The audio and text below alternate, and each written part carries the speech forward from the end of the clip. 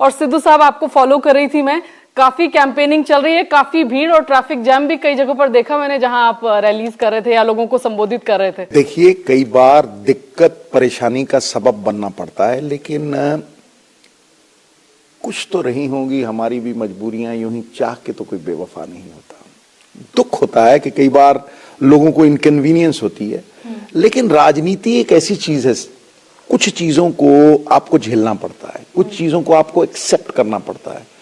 और मेरे राजनीतिक सफर में एक कॉन्स्टेंसी रही है, कॉन्स्टेंसी ऑफ पर्पस रहा है कि मुझे लोगों की जिंदगी बदलनी है, उन्हें बेहतर करना है। उसके लिए मुझे कुछ भी त्यागना पड़े वो मैं करूंगा। और ये एहसास, ये भावना मेरे मन में तब से उत्पन्न हुई है जब से मैं ध्यान लगाने लगा हूं, भीतर उतरा हूं। जो ब्रह्मंडे सोई पिंडे, जो खोजे सो पाए। वो जो भीतर की जर्नी है नहीं, क्योंकि कोई डिस्टेंस ही नहीं है, लेकिन उस एहसास को मैं बयान नहीं कर सकता। गूंगे को गुड़ दोगे तो क्या बोलेगा। वो एक इतनी अपरंपार खुशी है, सत्य चिदानंद, वो सत्य जो चित्त को आह्लादित कर दे।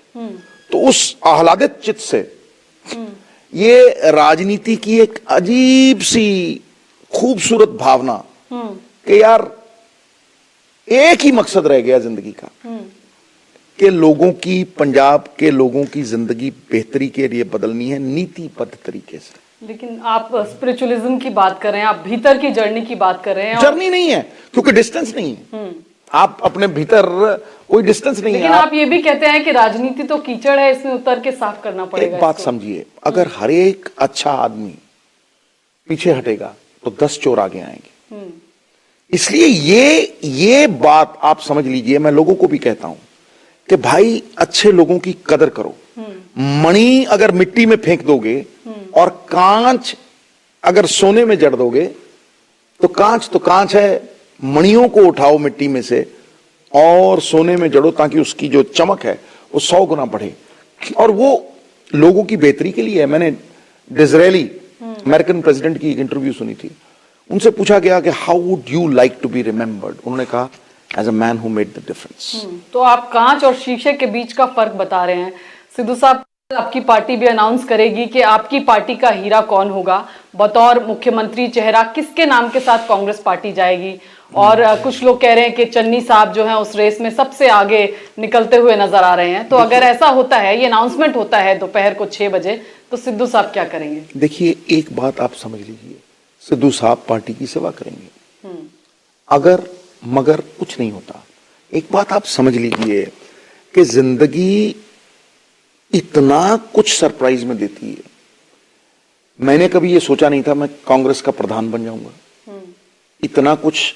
लेकिन आप हमेशा से चीफ मिनिस्टर तो बनना चाहते थे। लोग कहते हैं कि एम्बिशन है नवजोत सिंह सिद्धू साहब का कि वो राज्य के मुख्यमंत्री बने। कुछ तो लोग कहेंगे, लोगों का काम है कहना। मेरा एक ही एम्बिशन है कि मैं पंजाब को उसकी प्रिस्टीन ग्लोरी, जो उसकी पहले जैसी शानो शौकत थी, उस तक वापस लेके जाऊं। लेकिन उस प्रिस्टीन ग्लोरी को पाने के लिए या वहां तक ले जाने के लिए मुख्यमंत्री बनना तो जरूरी है सिद्धू साहब। क्या बात है, गांधी मुख्यमंत्री थे, विनोबा भावे मुख्यमंत्री थे। आपको लगता है कि मुख्यमंत्री बन, हर आदमी, आपके हाथ में ज्यादा पावर्स होती हैं। मैं आपको मोहतरमा बताता हूं, आप घोड़े के आगे काट लगा रहे हो, गड्ढा घोड़े के आगे लगा रहे हो। You are putting the cart before the horse.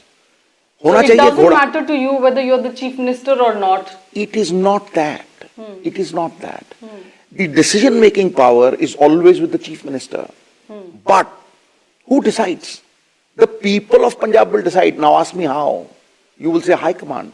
अरे भाई, अगर 60 MLA बनेंगे तभी तो चीफ मिनिस्टर बनेगा, और 60 MLA एक एजेंडे पे बनेंगे। सिद्धू साहब, अगर चीफ मिनिस्टर का चेहरा नहीं हुआ तो 60 MLA आएंगे। आपकी प्रॉब्लम ही ये है कि आप सिवाय चीफ मिनिस्टर के और कुछ बोलते ही नहीं और कुछ सोचते ही नहीं, और आपके इस टीआरपी के खेल में दूसरी कोई पंजाब के एजेंडे की चीज होती ही नहीं। सिद्धू चीफ मिनिस्टर बनना चाहता है, फलाना नहीं बनाएगा, फलाना बना देगा। 250 पॉसिबिलिटीज विल नॉट मेक तो वन मतलब प्रोबेबिलिटी। चीफ मिनिस्टर और ना चीफ मिनिस्टर सिद्धू साहब, क्योंकि आपने कहा था ना कि कांग्रेस को हराएगी और कुछ नहीं नहीं, ऐसा कुछ नहीं तो है। लोग कह रहे हैं कि इनफाइटिंग शुरू हो जाएगी the moment Congress will announce a face. आप बातों को डिस्टॉर्ट करने में मास्टर हो।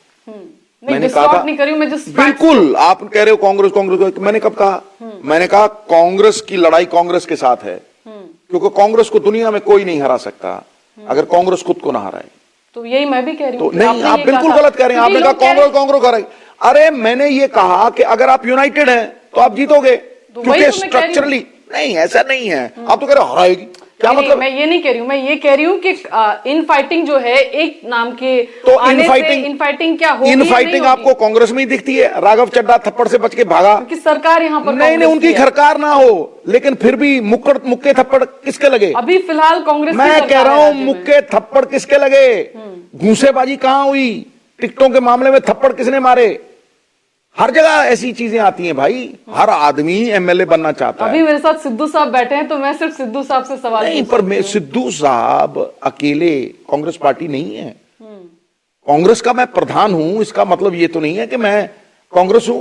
कांग्रेस हर वर्कर से बनती है, कांग्रेस हर एक आदमी से बनती है। संगठित हुई शक्ति जीत का कारण बनेगी, विभाजित हुई शक्ति पतन का कारण बनेगी। तुम उधर जाके कहीं और सवाल उसी तरह से पूछते हो, मुझे कुछ और तरह से पूछते हो, ऐसा है ही कुछ नहीं। हम सब एक बड़े इंजन के हिस्से हैं। तो भाई चन्नी मुझसे अलग है या मैं चन्नी से अलग हूं, या हमारे और जो मंत्री हैं वो उस इंजन का हिस्सा नहीं है। एक स्पार्क प्लग में थोड़ा सा कचरा आ जाएगा तो गाड़ी धक्के मार। इसलिए हमने ये डिसाइड किया है कि हाईकमांड जो कहेगी उसको सोच समझ के कहेगी, हम उसे मानेंगे। हाँ, एक बात पक्की है, फिर चीफ मिनिस्टर का दायित्व है, क्योंकि उसको एब्सोल्यूट ओवरराइडिंग पावर दी गई है। फिर उसका यह दायित्व है कि वो इस पॉलिसी को अमली जामा पड़ाए। मैंने कभी भी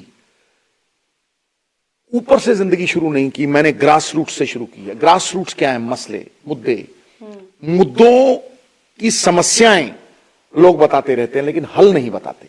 मैंने हल की राजनीति की है। पिछले 5 साल जब सब लोग सत्ता में थे, हर वो पंजाब मॉडल का समस्या का हल नवजोत सिद्धू से ओरिजिनेट हुआ है, क्योंकि नवजोत सिद्धू ने चिंता नहीं की, चिंतन किया है और फिर यह बताया है कि औरतों के लिए यह होना चाहिए, लेजिस्लेचर की गरिमा बहाल करने के लिए यह होना चाहिए। पंजाब मॉडल की आप लगातार बात पंजाब मॉडल यह है कि स्टेट की चोरी कैसे रोकनी है, स्टेट का माफिया कैसे खत्म करना है, और जो रिसोर्सेस निजी जेबों में निजी मफाद के लिए जा रहे हैं उनको स्टेट के खजाने में ला के सेंटर की स्कीम्स में डाल के डबल करके लोगों की वेलफेयर स्कीम्स में लगा के कल्याणकारी स्टेट की उत्पत्ति कैसे करनी है। आज ये कल्याणकारी स्टेट नहीं है, लोगों की सत्ता लेके 100 परिवारों के गांठ बांधती है।